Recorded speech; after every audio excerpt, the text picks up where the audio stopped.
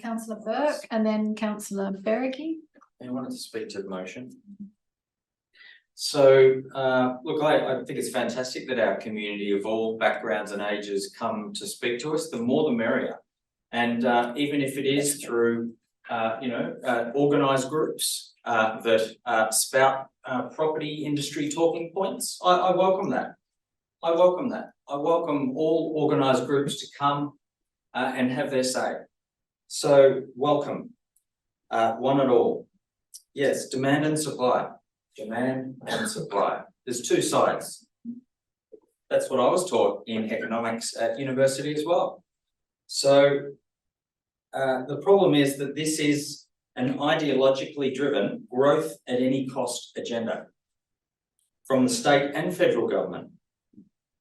As a renter in this area, I want affordable housing.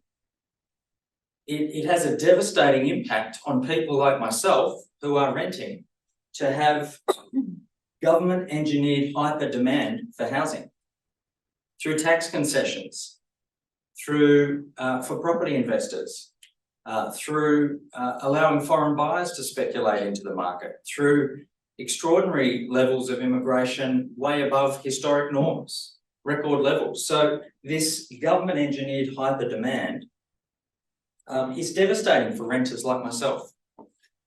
We've had record supply for the last 15 years.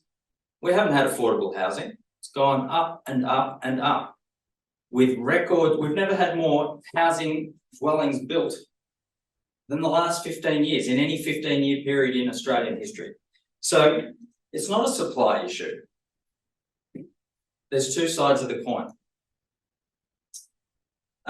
Our community has pointed out some really important issues, and including mayors from across New South Wales. This is about all communities in New South Wales. This is not about North Sydney. This is about all communities who deserve a decent living standard. Mayors across Sydney have been saying this is overly simplistic.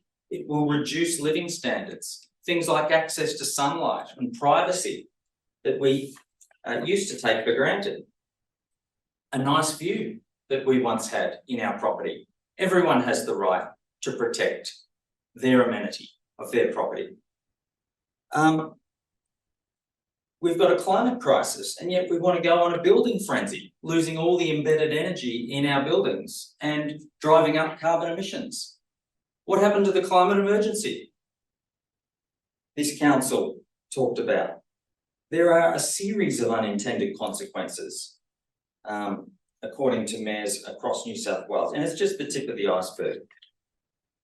I want to say well done to Ku-ring-gai councillors Martin Smith and Kim Wheatley behind a motion condemning the Minns government changes to planning rules. The councillors said the Minns government should work with other states and the federal government to reduce the impact of short-term rentals, vacant properties, an enormous amount of vacant properties around, 1 million on census night, foreign ownership, foreign speculation in our market, and record levels of immigration. I'm pro-immigration, but we have record levels. So in a housing crisis, does anyone think that's sensible?